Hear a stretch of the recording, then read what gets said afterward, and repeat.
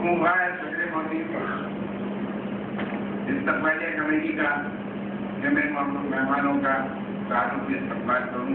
ये हुक्म की तामील की सरकार की रूप से मिलता है, जिन्हें मुसलमानों की बड़ी तादाद गौसुल आजम के नाम से नहीं पुकारती। गौसुल आजम का सिलसिला नसब आगे जाकर 11वीं पुष्प पर हजरत अली रज़ी अल्लाह, आपके दादा सैयद मोहम्मद अली मुंगेरी रहमतुल्लाह अलैह बानी अरेबिक यूनिवर्सिटी में क्लास हुई।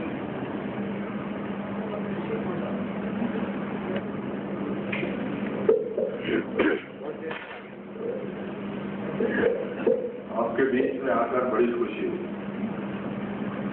इतनी बड़ी शख्सियत जो हमारे बीच में यहाँ आई है, मैं सुनना चाहता था उनको, पर ऐसे प्रोग्राम का शहर कांग्रेस की ओर से स्वागत करता हूँ और उम्मीद करता हूँ कि आप मुस्लिम समाज में जो कमियां हैं उसके बारे में भी जरूर कहेंगे। शिक्षा में बहुत मुस्लिम समाज पिछड़ा हुआ है।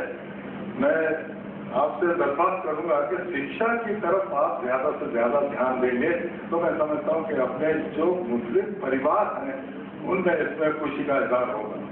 रोजगार बिल्कुल नहीं मिल रहा मुस्लिम समाज में। मैं चूंकि उनके बीच में काम करता हूँ, इसलिए थोड़ा सा एक ही तरफ भी आप ध्यान देंगे तो मैं समझता हूँ कि हमारे समाज के लोग आगे बढ़कर इस देश की सेवा कर सकेंगे। सरकारी नौकरियों में भी मुस्लिम समाज के लोग बहुत कम हैं। मैं समझता हूँ कि इसकी मांग आप पूरे जोर ढंग से उठाएंगे तो मैं समझता हूँ कि हमारे समाज को इसका बहुत फायदा हो सकेगा। मिलिट्री पुलिस में भी हमारे नौजवान जाना चाहिए जो कम जा रहे हैं। ये भी मैं मांग करता हूँ आपसे कि आपकी जबान से ये चीजें निकलेंगी तो इसका फायदा हमारे समाज को मिलेगा, अल्पसंख्यक लोगों को मिलेगा। मैं आपका बहुत बहुत शुक्रिया अदा करना चाहता हूँ। आप यहाँ पर पधारे हैं और आप all India Muslim personal law के सेक्रेटरी हैं, बहुत बड़ी जगह पर बैठे हुए हैं।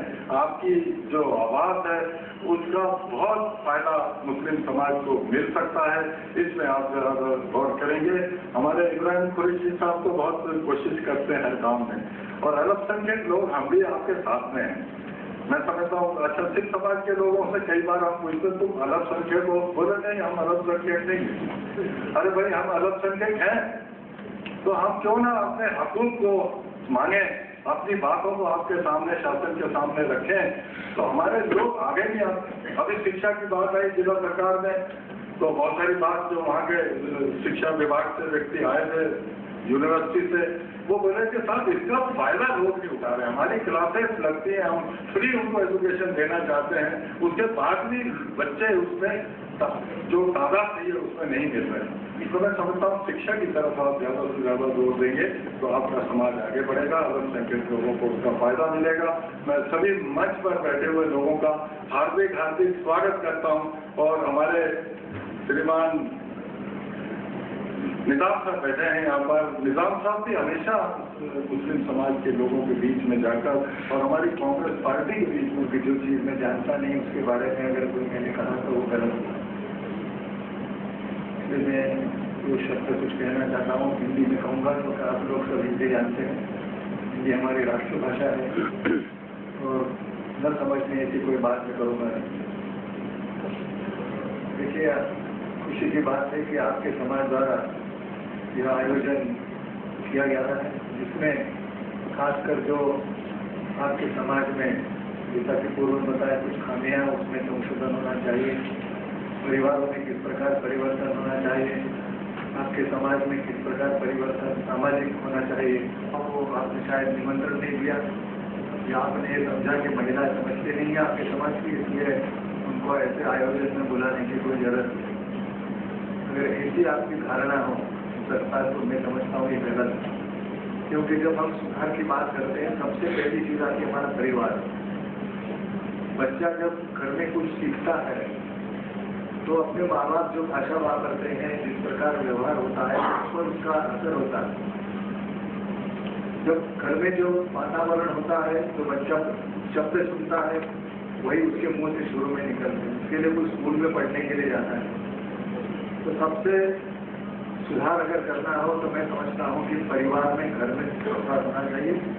और जो बच्चे की माता होती है वो उसकी पहली शिक्षक होती है, टीचर होती है। और फिर जब बच्चा बड़ा होता है, जब स्कूल में जाता है, कॉलेज जो शिक्षक वो उसके रही पाने के शिक्षक होते हैं। और उसके माता पिता का मार्गदर्शन उसको जिस प्रकार मिलेगा, अगर बच्चा घर में पूछता है कि अपने माँ बाप गाली गलौज करते हैं तो उसके मुंह से ऐसे ही शब्द निकले, वातावरण अच्छा होगा तो उसके मुंह से अच्छे शब्द निकले। इसलिए यह अत्यंत जरूरी है कि जब जिसको हम संस्कार कहते हैं, जिसके ऊपर हमारे ऊपर अच्छे और चीज़ों का असर होना चाहिए, इसके लिए मेरे हिसाब से सबसे जो अधिक व्यक्ति कब में मदद कर सकती है वो बच्चे की माता। इसलिए मैं सबसे पहले आपसे ये निवेदन करूँगा कि आपको आप अपने परिवार की महिलाओं को, आपके बहनों को कम मत समझे, आप ईश्वर के बराबर समझे और ये ना समझे कि समाज में उनको हम पीछे रखेंगे। क्योंकि जब तक आप इनको इस प्रकार के आगे ले जा रहे हैं, किस प्रकार से सुधार होना चाहिए, तो ये मेरे हिसाब से बहुत जरूरी है। अभी के पूर्व वक्ताओं ने बड़ी बहुत बातें कही कि हमारे आज समाज मत रखें, उनको भी उसमें शरीक करिए, उनको भी सुनिए, जो वास्तव में परिवार में उनको भी जो कठिनाई आती है वो भी सुने। कई मायने में हम जो देश में रिहाई एकत्रित हुए कि समाज में सुधार होना चाहिए। सुधार तो तभी होगा जो सुधार करने वाले उनको मालूम होना चाहिए। आप लोग तो दिन भर काम में व्यस्त होते हैं। नई की विचारधारा मेरे ख्याल से बदलना चाहिए समाज में, ताकि लोगों को दरअसल में अगर एक पर्टिकुलर चीज का फायदा होता है उसका जरूर लाभ लेना चाहिए, ताकि सही मायने में जो है हर क्षेत्र में, एक ही क्षेत्र में नहीं कर, हर क्षेत्र में आप सब प्रकार एक दूसरे से दूर जाते हैं। जब आप ये सोचते हैं, मेरा ये कहना नहीं है कि गलत ना समझे कि माइनॉरिटी के लिए कुछ करना चाहिए, उनकी प्रॉब्लम बहुत है, उसका भी एक कारण देखेंगे। कभी कभी मैं सोचता हूँ कि हमारे जो एडल्ट पंचायत आज बहुत लोगों को डायरेक्शन बहुत है, समझते नहीं है, पढ़ते लिखते नहीं, तो जो वोट की कीमत है आज वैल्यू जिसको हम कहते हैं, बेचारे कुछ समझते नहीं। जो लोग कभी गुंडे लोग पूछिए, पार्टी के लोग उसको दबाव डालते हैं, गरीब आदमी समझता है ठीक है, उसको कुछ प्रलोभन देते हैं, तो सही मायने में कहाँ वोटिंग का रखा होता है। फिर इसीलिए हम पढ़े लिखे लोग भी वोट करने जाते हैं, वो समझते चार जाति क्या करेंगे। लेकिन ये वृत्ति भी बदलना चाहिए ताकि अच्छे लोग, नहीं तो अदरवाइज आप हमारे तरीके खड़ा होकर भी अपन इलेक्ट हो ही नहीं सकते। ऐसे जरूर है कि हम जापाई कि दोनों रोशनी की शहर से इंसान ही नहीं पूरी जमीन रोशनी हासिल करती है। रोशनी से पूरी दुनिया मुस्तफीद होती है और सूरज की रोशनी से पूरी दुनिया मुस्तफीद होती है। मर्दों की भी एक अहमियत है और खवातीन की भी एक अहमियत है। मर्दों के समाज बाजार और बाहर से बढ़ता है और औरतों को उसके पैदा करने वाले हैं बच्चों की परवरिश, खानादारी, समाज और बच्चों के आला अखलाक और मेयार बनाने के लिए किया है। न हम सूरज की रोशनी में इनकार कर सकते हैं, बाकी बेटी को अल्लाह ने हवा बनाया है, खातून जन्नत बनाया है, घर की देवी बनाया है, माँ के रूप में एक अच्छा नक्शा दिया है। इस्लाम ने जो औरतों को मकाम दिया है वो बड़ा आला, बड़ा बुलंद है, उसकी बुलंदी आसमान से कहीं मुझे सुरैया तक पहुंच रही है। मैं इंतहाई पुल बारकार मुकर्रिर, पुरसोर मुकर्रिर जनाब इब्राहिम कुरैशी साहब कि जब जब इस धरती पर पाप बड़े अत्याचार हुए, मानवता कराहने लगी, इंसानियत का गला घोंटा जाने लगा, तब तक उस पैदा करने वाले ने, उस परम पिता ईश्वर ने, खुदा ने, गॉड ने अपने अपने धर्म की मान्यताओं के हिसाब से कभी खुद जन्म लिया और कभी उनके दूध भेजे। इसी कड़ी में मैं आपको सोचता हूँ, राम इस दुनिया में तशरीफ लाए, भगवान श्री कृष्ण ने इस दुनिया में जन्म लिया यजीद के खात्मे के लिए हजरत इमाम हुसैन इस दुनिया में, हजरत ईसा अलैहिस्सलाम आए, भगवान बुद्ध आए, गुरु नानक आए, भगवान ऋषिक देव से लेकर भगवान महावीर स्वामी तक 24-30 दलकर इस दुनिया में तशरीफ लाए। और आखिर में हमारे प्यारे नबी हजरत मोहम्मद सल्लल्लाहु अलैहि वसल्लम आखिरी नबी के रूप में इस दुनिया में तशरीफ लाए। वो खुदा के आखिरी संदेश वाहक हैं। जहाँ तक मुआशरे में तब्दीली की बात है और जो मुआशरे में खराबी है उसको दूर करने की बात है, मैं जस्टिस मले साहब की इस बात से पूरा इत्तेफाक रखता हूँ कि जब तक सोसाइटी का पूरा हिस्सा किसी कोशिश में नहीं लगेगा, तब तक मुआशरे में जो खराबी आई है उसको दूर नहीं किया। जहाँ तक मजहब इस्लाम की बात है, याद कीजिए उस दौर को जब प्यारे नबी हजरत मोहम्मद सल्लल्लाहु अलैहि वसल्लम दुनिया में तशरीफ लाए थे। इसके कब्र क्या हुई, बच्चियों को जिंदा दफन कर दिया जाता। मजहब इस्लाम ही दुनिया में एक ऐसा मजहब है जिसने औरत को जिंदा रहने का हक दिया, प्रॉपर्टी में उसका शेयर दिया। यह अलग बात है, मैं मजहब इस्लाम की बात कर रहा हूँ, मुसलमानों की बात नहीं कर रहा। जहाँ तक मुसलमानों का सवाल है, निश्चित रूप से वो मजहब इस्लाम के बताए हुए रास्ते से दूर हटे, इसलिए वो आज बड़ी खुशी की बात है कि ऐसी तंजीम जिसकी पूरे हिंदुस्तान में एक पहचान है, वो माशरे में तब्दीली के लिए, माशरे में आई खराबी को दूर करने के लिए आगे है। हम सब आपकी कोशिशों के साथ हैं। मैं मौलाना से अर्ज कर रहा था कि मोहब्बत के सिवा कोई चारा नहीं है, नफरत इस देश की मुख्य धारा नहीं है। जुनून की रोह में बह गए होंगे कुछ वक्त के लिए कुछ लोग, लेकिन उनके पीछे हिंदुस्तान था। याद करें, अहम नहीं पड़े लेकिन करना लगते काम उदास है नाम तो देश कुटुम्बकम। ये संदेश भारत की पवित्र भूमि से पूरे विश्व के लिए गया। हिंदुस्तान ही वो वाहिद मुल्क है जिसमें जितने भी धर्म हैं, उसको मानने वाले लोग हैं, उनके हुकूक पूरी की पूरी तरह उनका तहफ़्फ़ुज़।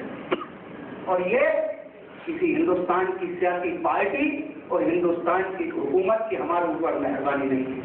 याद कीजिए उस दौर को जब हिंदुस्तान के जंग आज़ादी का दौर था, सभी धर्म और समुदाय के लोगों ने बढ़ चढ़ कर हिस्सा लिया और सबों के सामूहिक प्रयास से हमारा मुल्क आजाद। इसीलिए जब आजाद हिंदुस्तान का आईन लिखने का वक्त आया, संविधान लिखने का वक्त आया, तो उसी कुर्बानी को ध्यान में रखते हुए इस मुल्क के जितने भी मजहब है मानने वाले लोग, जितनी भी कौमें हैं, उन सबके संवैधानिक अधिकारों के संरक्षण की व्यवस्था की गई।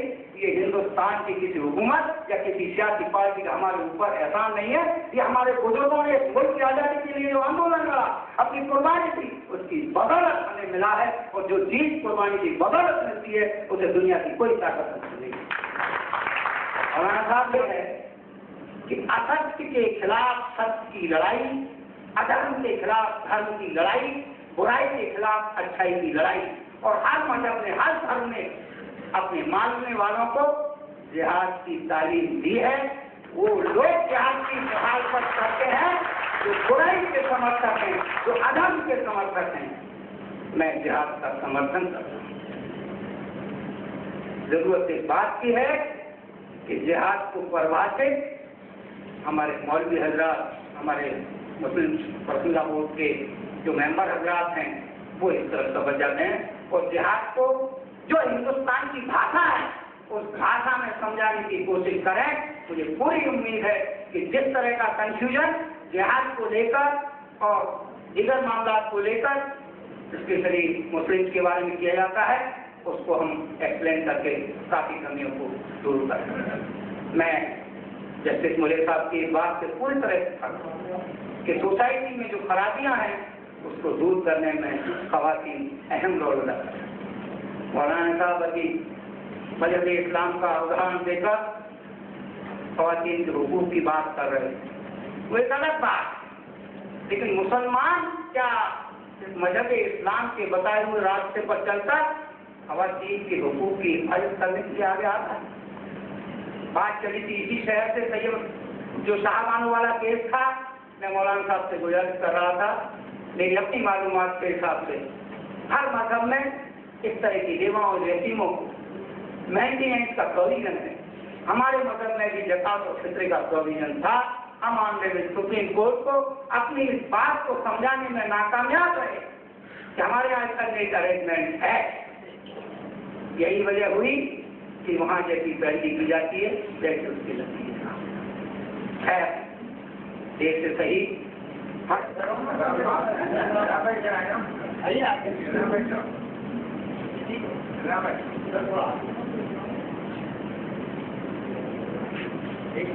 एक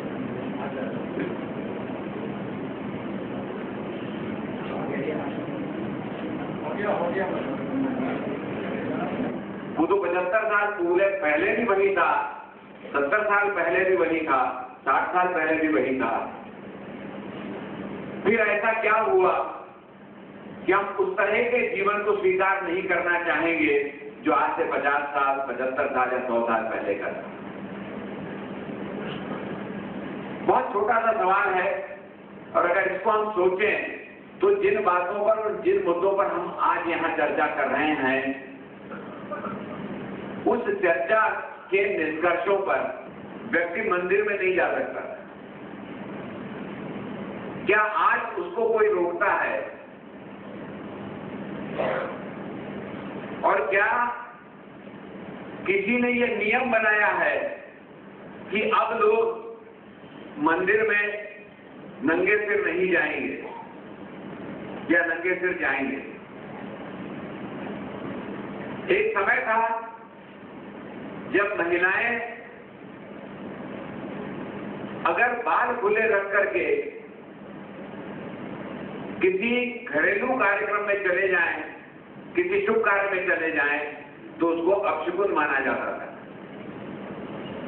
आज खुले बाल, केश सज्जा किए में एक अहम भूमिका निभाते हैं। ये परिवर्तन कैसे आया?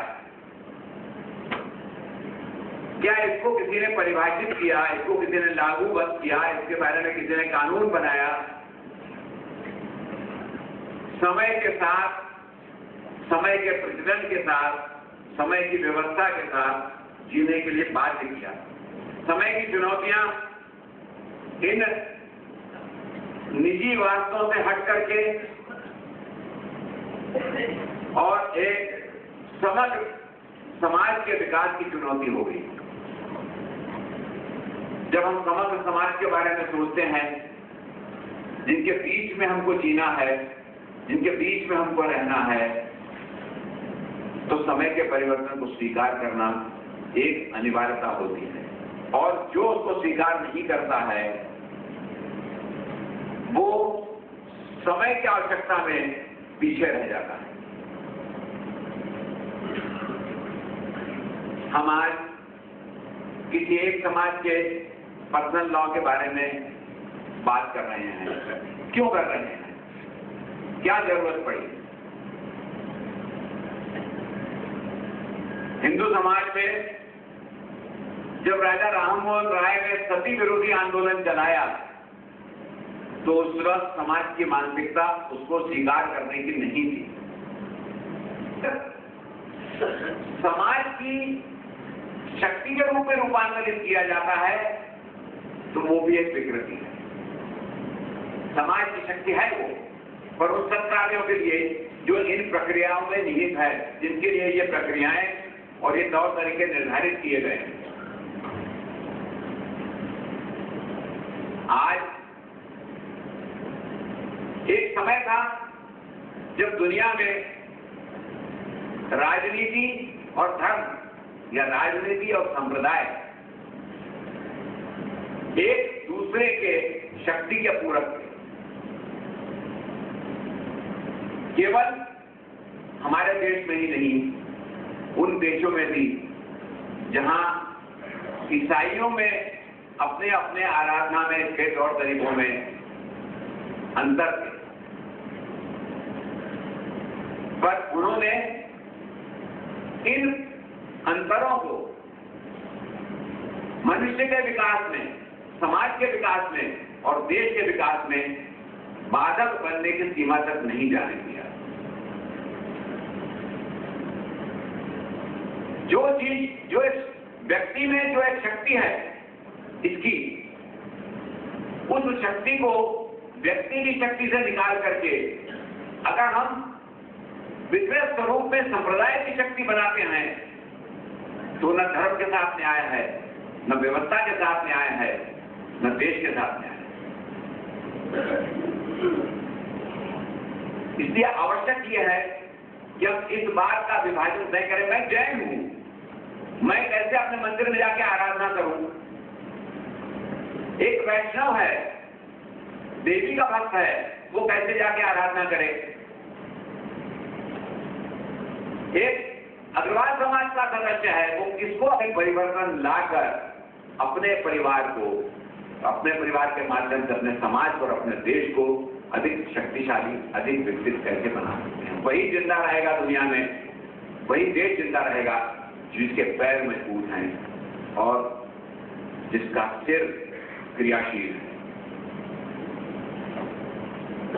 केवल जवान के क्रियाशील रहने से कोई देश मजबूत नहीं। जिसकी बौद्धिकता क्रियाशील होगी, जिसका दिल साफ होगा, जिसके पैर मजबूत होंगे आर्थिक दृष्टि से, वो देश आगे आएगा। और हम सब लोग जिस देश के बाशिंदे हैं उस देश के प्रति हमारा एक कर्तव्य है। हमारा जुनून देश को विकास की ओर ले जाने वाला होना चाहिए। देश में परिस्थितियों के अनुसार परिवर्तन और इंकलाब लाने वाला होना चाहिए। उसमें इन कट्टरवाद, किसी किस्म की कट्टरवादों का अवरोध समाप्त होना चाहिए, क्योंकि समय, जो धर्म समय के साथ अपने में परिवर्तन लाता है वो धर्म भी जीवित रहता है। आज अगर ईसाई धर्म, मुझे बड़ा इत्मीनान है और मुझे बड़ी खुशी हुई इस मस्जिद के हाजिर होकर मुख्तलिफ अंदाज के ख्यालात सुनने का मौका मिला और कीमती बातें सुनने को मिली हैं। और जो चीज़ सबसे ज़्यादा काबिल कद्र है, जिसको मैंने महसूस किया, यहाँ जो हज़रात बोले हैं वो दिल की गहराई से बोले हैं। जो बात दिल की गहराई से निकलती है उसमें अपना वजन है, अपनी ताकत है, अपनी सलाहियत है। और दिल से जो बात निकलती है असर रखती है, पर नहीं ताकत परवाज़ मगर रखती है। जब मुआशरे के इस्लाह का मामला आता है तो यकीनन उसका ताल्लुक इंसानों से तो होता ही है। उसके रिश्ते इक़्तिदार की गलियारों से भी मिलते हैं। उसका नाता मुख्तलिफ मजहबों से जाकर मिल जाया करता है, मुख्तलिफ तहजीबों से जाकर मिल जाता है और कई तरह की बातें हम सबों के सामने आया करती हैं। लेकिन ये अच्छी बात है कि सोच समझ की लहरें उभरे और एक रुख बन सके। हमारे जस्टिस साहब ने बड़ी कीमती कानूनी बातें कही और काबिल कद्र बातें, और उनकी जिंदगी कल कानून की हिफाजत में गुजर रही थी। और मुझे खुशी है कि अब दूसरा काम जो उनका है वो इंसानों की हिफाजत का है, इंसानों के इख्तियारात की हिफाजत का है, जो बहुत बड़ी बात है, बड़ी ऊंची बात है। सही सूरत हाल समाज की कानूनी पहलू से अगर देखा जाए, कानून जितने बन रहे हैं और कुदरत का ये भी करिश्मा है कि बरखा बरस कानून बनाने वाले इदारे में मैंने जाग कर जिंदगी गुजारी है, सोकर जिंदगी नहीं गुजारी। कानून बनाने वालों पे मैं भी रहा हूँ। मामला कानून बनने का ऐसा हो गया कि जितनी आबाद हो गई दुनिया बढ़ गई जिंदगी की तन्हाई। जितनी आबाद हो गई दुनिया बढ़ गई जिंदगी की तन्हाई। कानून बन रहे हैं और कानून बनाने का मुजरिम मैं ही हूं। लेकिन मेरा एहसास और फिर मेरे दिल की आवाज ये है कि जब तक कानून का एहतराम दिलों में नहीं होगा, कानून साजी से कुछ नहीं हो सकता। मैं एक छोटी सी मिसाल दूं, क्योंकि समाज में बहुत चलती फिरती बात है। औरतों को कमजोर समझा जाता है, मर्दों को मजबूत समझा जाता है, और उस मुल्क में औरतों को कमजोर समझा जाता है के अंदर एक ही सियासत में मर्द पैदा हुआ है जो औरत थी, यानी इंदिरा गांधी। एक मर्द हिंदुस्तान की सियासत में पैदा हुआ जो औरत थी, जिसका नाम इंदिरा गांधी। और उस समाज के अंदर कहा जाता है कि औरतें कमजोर हैं तो मैं भी मान लेता हूँ। लेकिन जरा ख्याल कीजिए, कानून बना और कानून इस अंदाज का बना कि दहेज लेने के सिलसिले में अगर कोई ज्यादती होगी तो मर्द इस कानून में फंसेगा, लड़का, उसका बाप, उसकी माँ, चलता है सिलसिला। और यह कानून जारी है। अब सूरत ये बन गई है कि जरा सा साहबजादी को बरबस टैबलेट नहीं मिला तो शौहर, बाप, माँ सब जेल। और मैं मध्य प्रदेश की बात तो नहीं जानता, नहीं कर सकता। ये लहजा बात है कि मध्य प्रदेश भी मुल्क का ही एक हिस्सा है, जिस तरह बिहार एक हिस्सा है। ऐन और गैन में नुक्ते से ज्यादा का फर्क नहीं हुआ, तो फर्क भी ज्यादा नहीं होगा। सूरत हाल ये है कि जितने फैमिली टाइप केसेस हैं उसमें डॉरी केस जो है वो 63%। औरत को जरा कोई तकलीफ होती तो सीता के देश की औरत मर्द पर हमला करने से जरा रुकती है और केस चल जाया करता है। कानून तो बन गया, कानून का एहतराम नहीं, कानून तो बन गया। कानून के लिए, उसको सही इस्तेमाल के लिए जो मिजाज बनना चाहिए वो मिजाज नहीं। और ये मिजाज मजबूत समाजी बंधनों की बुनियाद से बना करता है। हम आगे बढ़ रहे हैं, हम तरक्की कर रहे हैं, बड़ी प्यारी बात है, करना चाहिए। और अगर कोई मजहब इस तरक्की की राह में रुकावट है तो उससे भी कुछ हिसाब ठीक कर लेना है। लेकिन क्या कीजिएगा, हम तरक्की कर रहे हैं और हमारा ये देश विकासशील देश तेजी से आगे बढ़ रहा है। लेकिन एक छोटी सी रिपोर्ट मैं सुना दूं आपको और मैं आपकी तवज्जो चाहूंगा। एक शहर पटियाला में 1 साल के अंदर आजकल बच्चों की पैदाइश के सिलसिले में जरा मनसूबाबंदी ज्यादा है, पैदाइश कम है। तो मनसूबाबंदी के तहत बच्चे की पैदाइश के सिलसिले में लोग टेस्ट करा लेते हैं और कहते ये हैं कि साहब 2 से ज्यादा नहीं, 1 से ज्यादा नहीं, अभी नहीं, कल नहीं, परसों नहीं। जो बातें चल रही हैं वो जानते हैं आप। एक पटियाला शहर में जो इस्ताद हमल कराने के मामलात रजिस्टर्ड हैं गर्भपात के, वो 8000 के हैं एक शहर में 1 साल में। और तरक्की के इस दौर में सच्चाई है, और वो मेरी बयान की भी सच्चाई नहीं है, वो रिपोर्ट की सच्चाई है। 8000 में 7999 लड़कियां थी और सिर्फ एक लड़का। समाज आगे बढ़ रहा, बेशक आगे बढ़ रहा, लेकिन जिस मजहब ने तालीम दी है कि लड़कियां अगर मां के पेट में हो तो उनको खत्म कर दिया जाए, लड़के हो तो उनको पोस्ट बांध के जवानी दिया जाए। समाज बढ़ रहा है और समाज चलता रहता है, लेकिन किस सिमत बढ़ रहा है ये भी देखना। समाज किस सिमत चल रहा है ये भी देखना होगा। वक्त आता है तो समाज बढ़ता है, लेकिन कभी कभी ऐसा हुआ करता है, कि सच बहुत बेचारा हो जाता है, और झूठ बड़ा सेहतमंद हो जाता है। और मैं दिल से एक बात करूंगा, और ध्यान से, दिल के कान से सुनिए। सच के मुजरिम को सूली पर चढ़ना पड़ा था कल। सच के मुजरिम को हजरत ईसा को सूली दी गई, जैसा कि कहा जाता है। सच के मुजरिम को कल सूली पर चढ़ना पड़ा था। दुनिया में किसी झूठे को सूली आज तक नहीं दी। सच्चाई की कीमत, इल्म की कीमत, दयानत की कीमत जहर का प्याला पीने की शक्ल में पीना पड़ा है इंसान को। जहालत के लिए कभी यह कीमत अदा नहीं करनी पड़ेगी। तो समाज किस ओर अग्रसर है ये देखना,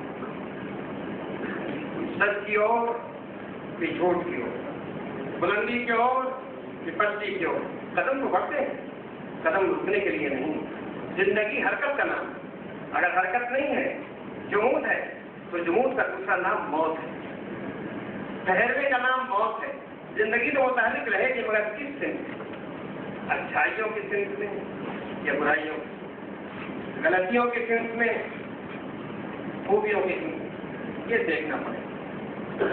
मुश्किल ये हो गई है कि हमारा समाज, हमारा ये मुल्क ही नहीं, ये मुल्क अब एक मुल्क बन गया है। पूरी दुनिया एक मुल्क की हैसियत है, बल्कि एक मोहल्ले की हैसियत हो गई। आज जो चीजें सामने आ गई हैं, खबरें हैं कि लम्हों में पूरी दुनिया में फैल जाती हैं, बातें हैं जो पहुंच जाती हैं। आज पोजीशन क्या है? दुनिया तरक्की कर रही है और दुनिया उस तहजीब की तरफ बढ़ रही है जिस तहजीब ने हमें ये किया कि 67% बच्चे वो हैं अमेरिका में जिनके बाप का पता नहीं। ये हमारा और आपका रिकॉर्ड नहीं, ये रिकॉर्ड उन लोगों का है जो वहां रहते हैं। हम उस तहजीब की तरफ बढ़ रहे हैं, हम उस समाज की तरफ बढ़ रहे हैं जिस समाज के अंदर मान्यताएं कैसी हैं और क्या है, उनकी बुनियाद क्या है, कोई नहीं जानता, कोई नहीं जानता। जिस समाज की तरफ हम, जिस समाज को हम आगे बढ़ा रहे हैं, वो समाज हो सकता है, मैं दूसरों पर तबसरा नहीं करता, हो सकता है वो समाज उन मुल्कों के लिए मुनासिब हो जो वहां जहां बढ़ रहा है। अगर किसी को अपने मुल्क में मेरे बाप के बच्चों पे फख्र हो सकता है तो बेशक वो फख्र करें। हमारा भारत देश, यहाँ का मजहबी समाज और अजीम बुजुर्गों, वलियों, ऋषियों, मुनियों का समाज और उनके गोद में पले हुए अच्छे और खराब हमारे और आप जैसे इंसान कम से कम इस बढ़ते हुए कदम को, समाज के इस बढ़ते हुए कदम को बदल नहीं करते। याद रखिए और इस बात को दिल में जगह दीजिए, अजमतों की सरजमीन हिंदुस्तान, अजमतों की सरजमीन हिंदुस्तान, कुछ कमी आ गई हमारे अंदर। हमने सबक देना पूरी दुनिया को बंद कर दिया, हमने सबक देना पूरी दुनिया को बंद कर दिया। वरना दूर, बहुत दूर अगर हम देखते हैं किनारे माजी की तारीख, तो हमारा ये मुल्क और इस मुल्क के माहिरीन, इस मुल्क के अहले इल्म, इस मुल्क के स्कॉलर पूरी दुनिया को रोशनी दिया करते थे। हमारे बहुत से भाई अपनी तहजीब से वाकिफ नहीं, अपने इल्म के, अपने ज्ञान के सरमाए से वाकिफ। लेकिन मैं एक बात कहूँ आपसे, हमारा ये मुल्क कितना अजीम है। एक शख्स ने, जिसका नाम था बैतबा, मैंने वो किताब पढ़ी है, बैतबा फैलसूफ, और अब भी हमारे बाद मदरसों में वो किताब पढ़ाई जाती है।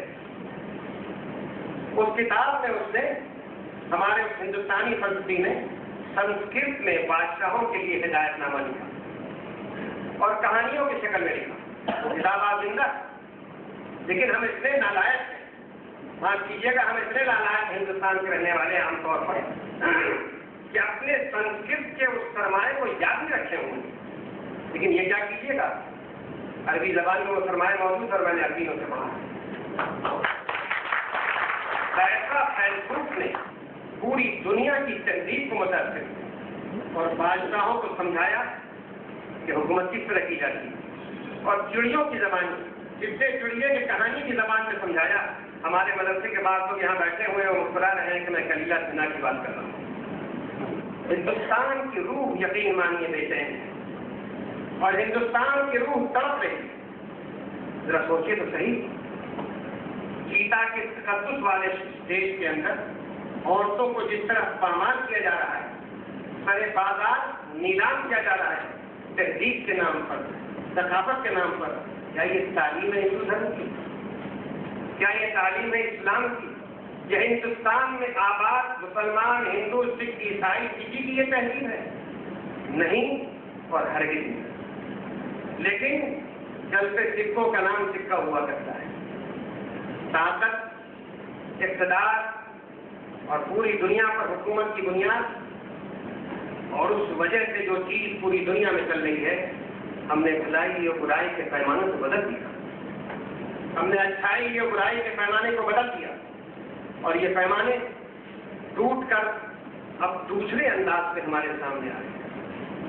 आज जो सूरत हाल असल है और जिस पर एक हिंदुस्तानी की हैसियत से तमाम हिंदुस्तानियों को सोचना चाहिए, वो है इंसान का मसला, इंसानियत का मसला। इंसान का मसला, इंसानियत का मसला, ये बुनियादी चीज है जिसके ऊपर गौर फिक्र करना चाहिए।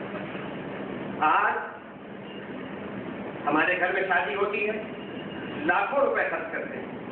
हमारे पड़ोस में एक लड़की रहती है जिसके बाप का इंतकाल हो गया, जिसकी माँ कपड़े धोकर, गंदे से कागजों को चुनकर, टूटी हुई चप्पलों को चुनकर बेचकर अपने पेट की आग बुझाती है और बेटी को बाइक अपने घर में रखती है।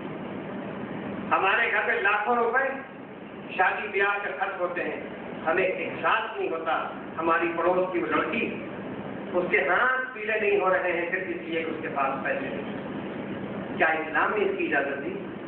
क्या हिंदू धर्म ने इसकी इजाजत दी? क्या किसी धर्म ने इजाजत नहीं दी? जब धर्म ने इजाजत नहीं दी तो कोई बताए मुझे मजहब की रूढ़िवादिता का नाम लेकर मजहब को बदनाम करने का किसने किया है? आज क्या सूरत है?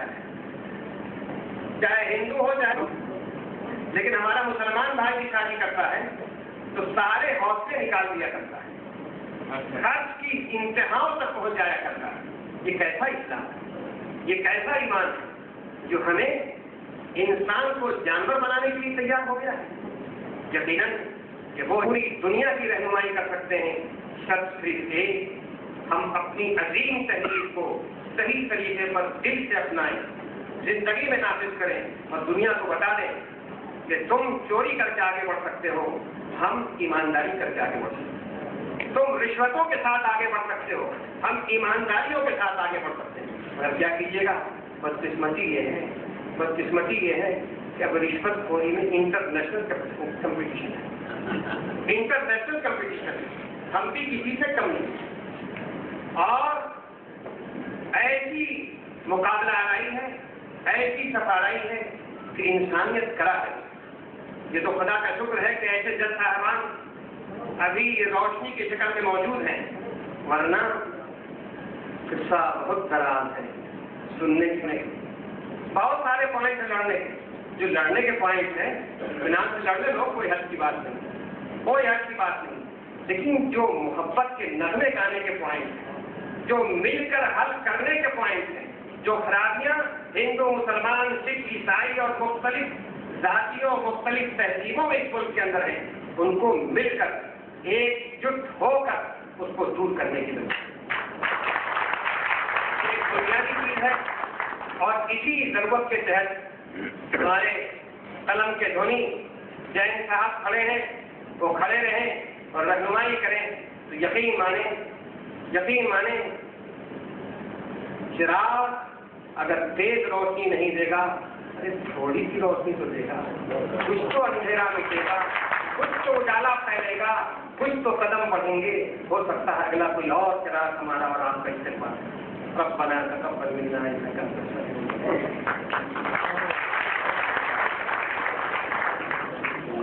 मैं मुफ्ती को नहीं उठा तो दरखास्त करूंगा, दुआ करते हैं जल्दी से इसका इंतखाब होगा, नमाज आखिर कायम में चल के पढ़े इंशाअल्लाह।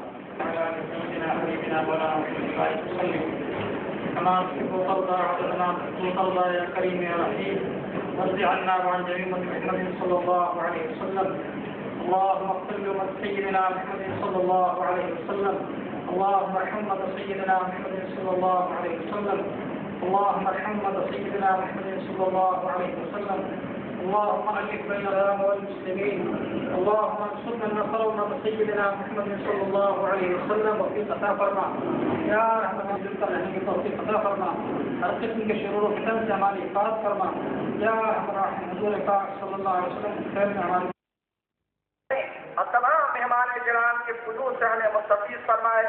और इस इजलास को आपके ज़ेर साया ज़ाहिरी व माली कामयाबियों से हमकिनार फरमाए।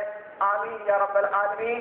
इन मारूदात के साथ हम ये भी खुशी आपको हम सुना दें, इस वक्त स्टेज पर आज इंडिया मुस्लिम पर्सनल बोर्ड के तीन रुकने एक कलकत्ता से तशरीफ लाया हाजी मंसूर अहमद साहब, वो भी ऑल इंडिया मुस्लिम पर्सनल के रुकने बोर्ड है, और अबुल वफा साहब सिद्दीकी साहब भोपाल के, वो भी पर्सनल बोर्ड के सेक्रेटरी हैं। हजरत की ख्वाहिश ये है कि पर्सनल बोर्ड के रुकनों से भी कुछ तबादला खाया किया जाए। लिहाजा हजरत की ख्वाहिश के मुताबिक हम कलकत्ता से तशरीफ लाए हुए हाजी मंसूर अहमद साहब से दरख्वास्त करते हैं उन चंद मिनटों में अपने ख्यालात का इजहार फरमाएं।